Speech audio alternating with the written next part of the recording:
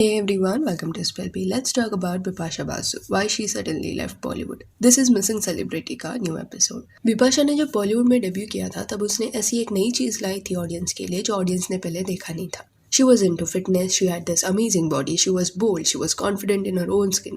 In short, she was a strong lady. Bipasha की पहली film 2000 के era में आई थी एंड तभी एब्स का जो ट्रेंड था ना वो फीमेल्स इतना फॉलो नहीं करती, पर Bipasha Basu when flaunted her abs तब एक ट्रेंड सेट हुआ। जैसे करीना ने जीरो फिगर का ट्रेंड सेट किया था वैसे ही उस वक्त बिपाशा ने फीमेल्स के लिए एब्स का ट्रेंड सेट किया था। उसका एक्टिंग में जाने का कोई प्लान नहीं था, इत्तेफाक से she got into this industry. तो हुआ क्या था कि एक दिन बिपाशा कोलकाता के एक होटल में थी जहाँ पे महर जैसिया रामपाल भी थी and she was already a model at that time. Bipasha को देख के महर ने उसे बोला कि उसे भी मॉडलिंग करना चाहिए एंड बिपाशा ने एडवाइस को सीरियसली लिया and Godrej Cinthol super model contest में पार्टिसिपेट किया और ये कॉन्टेस्ट को वो जीत भी गई, जिसके बाद वो एक वर्ल्ड कॉन्टेस्ट के लिए भी क्वालिफाई कर पाई।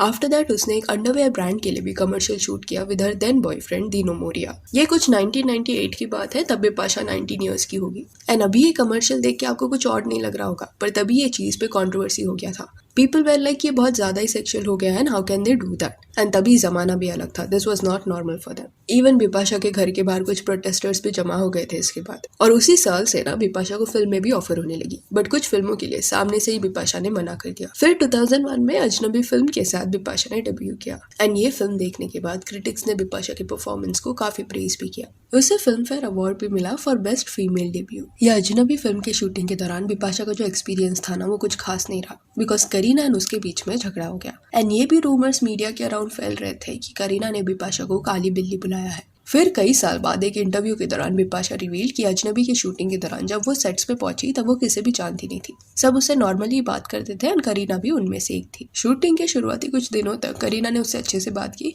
पर फिर अचानक से उसने बिपाशा से बात करना बंद कर दिया एंड ये भी क्लियर किया कि वो बिपाशा को पसंद नहीं करती, तो she won't talk to her. जितना शूटिंग के दौरान प्रोफेशनली कॉन्वर्सेशंस करना रहता है उतना ही बिपाशा एंड करीना करते। तो फर्स्ट फिल्म एक्सपीरियंस थोड़ा वियर्ड था बिपाशा के लिए, पर शी मैनेज्ड। उसके अगले साल राज जैसी ब्लॉकबस्टर फिल्म में बिपाशा नजर आई एंड इनिशियल ईयर्स से ही she was appreciated for her acting skills. Raj के बाद कुछ ऐसी फिल्में बिपाशा ने की जो इतनी चली नहीं, बट देन 2003 को जिस्म ये फिल्म आई जिसमें जॉन एंड बिपाशा की जोड़ी देखने मिली।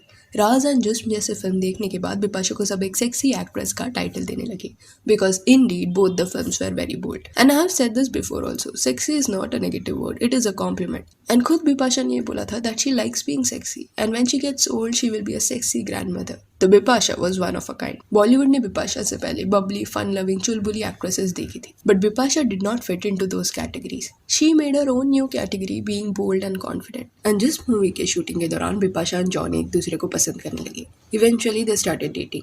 कई फिल्में उन्होंने साथ में की एंड इनकी जोड़ी लोगों को बहुत पसंद आती थी। सबको लगा that they will end up together because for almost a decade they were together, but then suddenly उन्होंने ये अनाउंस किया कि वो लोग सेपरेट हो गए हैं। दोनों का ब्रेकअप स्टोरी जो है ना वो बहुत अलग अलग रहा है। अकॉर्डिंग टू बिपाशा उसने ऐसे हिंट्स ड्रॉप किए कि जॉन ने उस पर चीट किया है एंड बिपाशा के जब ऐसे इंटरव्यूज बाहर आने लगे ना तो जॉन ने भी अपना साइड क्लियर किया, सेइंग दैट कि in his family loyalty means a lot, तो he has never cheated on anyone. And जो ब्रेकअप हुआ है उसके पहले बिपाशा और मैंने बात करके अलग होने का डिसीजन ये लिया था।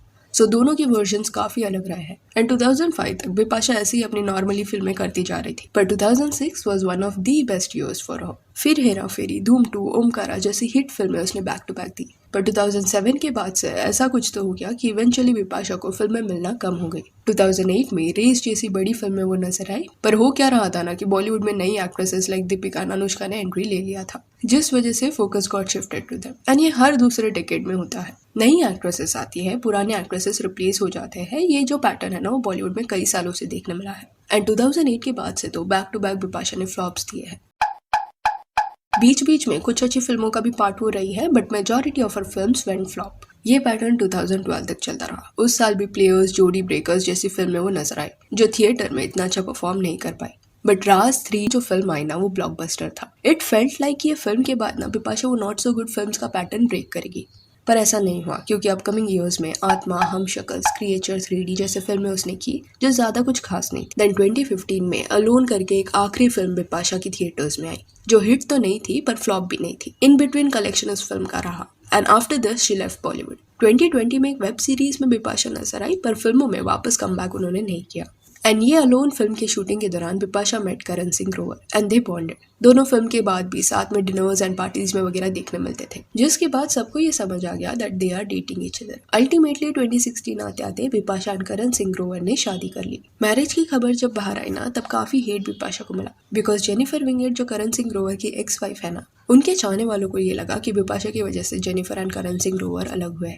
उन्होंने टाइमलाइन लिंक करने का ट्राई किया, इवन दो जनवरी 2015 को अलोन फिल्म रिलीज हुआ था, पर 2014 से ही उसकी शूटिंग शुरू हो गई थी। एंड उसी साल में जब अलोन फिल्म पे काम चालू था, तभी जेनिफर एंड करण सिंह ग्रोवर ने डिवोर्स लेने का डिसीजन लिया। तो ये रूमर्स फैलने लगे कि जेनिफर को उसके हस्बैंड ने चीट किया है, इसलिए उसने डिवोर्स लेने का फैसला किया एंड बिपाशा उन दोनों के बीच में आई है। इन अ वे वो फेज ऐसा था जहाँ पे शादी के बाद Bipasha got a lot of hate and possibility है दैट इसी वजह से उसने इंडस्ट्री से ब्रेक ले लिया हो।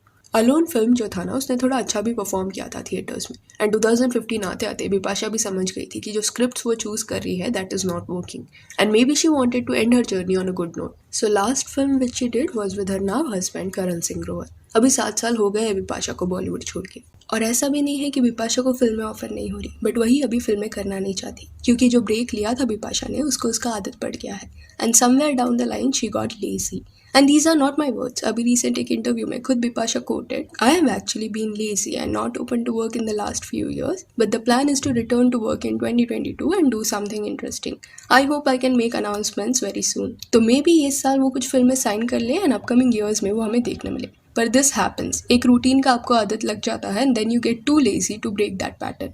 एंड बीच में I was even listening to this book summary on Kuku FM जिसका नाम था द साइकोलॉजी ऑफ लेजीनेस, जिसमें दे हैव एक्सप्लेन कि at times if a person gets too comfortable in a particular arrangement then they tend to have this fear of breaking it and doing something else, और at times they get overwhelmed by the choices they get and hence they decide not to do anything about it. तो even तो कुछ लोगों को लगता है वो lazy है, पर उस लेजीनेस के पीछे एट टाइम्स चेंज का डर छुपा होता है एंड इसी वजह से वैसे लोग कुछ भी करना पसंद नहीं करते। So how psychology of laziness works, ये इस बुक में बताया गया है। तो I would suggest the psychology of laziness, ये बुक समरी आप कुकू FM पे सुने। कुकू FM इंडिया का एक लीडिंग ऑडियो बुक प्लेटफॉर्म है जहाँ पर आपको 10,000 से भी ज्यादा ऑडियो शोज मिल जाएंगे। यहाँ पर आपको ढेर सारे बायोग्राफीज देन ऑडियो बुक्स भी मिल जाएंगे, वो भी आपके मन चाहे भाषाओं में। अभी ऑफर चालू है कुकू FM पे, अगर आप स्पिल 50 ये कोड यूज करते हो तो आपको 50% ऑफ मिलेगा, यानी कि साल भर की कॉस्ट आधी हो जाएगी। कुकू FM की पूरी ऑडियो लाइब्रेरीज आप एक्सेस कर सकते हो सिर्फ 199 रुपीज में, नहीं तो it is 399, but spill 50 code से आपको फ्लैट 50% ऑफ मिलेगा, और ये कोड बस फर्स्ट 250 यूजर्स के लिए वैलिड है। कमिंग बैक टू बिपाशा, ये साल she even announced her pregnancy. जब बिपाशा का प्रेगनेंसी न्यूज बाहर आया ना, तब आई सॉ मेनी पोस्ट जहाँ पे एक साइड पे आलिया का पिक था, दूसरे साइड पे बिपाशा, एंड उन्होंने उसमें लिखा था कि getting pregnant at 29 is okay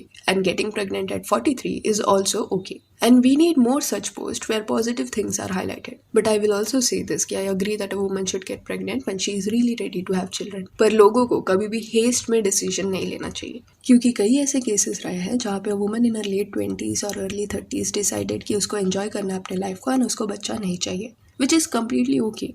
पर ऐसे केसेस में हुआ क्या है ना कि डाउन द लाइन कुछ ईयर्स बाद वो लेडीज की पर्सनालिटी चेंज हुई है, उनके लाइफ में कुछ थोड़े चेंजेस आए एंड दे फेल्ट लाइक कि they should conceive and have kids. पर देन कुछ के सिनेरियो में ऐसा हो गया कि वो कंसीव नहीं कर पा रही थी, कंसीव करना was difficult for her, and एक पॉइंट ऐसा भी आया उनके लाइफ में जहाँ पे उनका फर्टिलिटी इतना ड्रॉप हो गया कि वो कंसीव नहीं कर पा रहे थे। Hence I feel you should always take such decisions after doing proper research, क्योंकि यू नेवर नो, आज आप किसी चीज के लिए मना कर रहे हो पर 5 साल बाद आपके फ्यूचर सेल्फ को वो चीज चाहिए रहेगी। पीपल चेंज, पीपल ग्रो, उनके नीड्स भी बदलते हैं, तो थोड़ा आगे का सोच के यू हैव टू प्लान।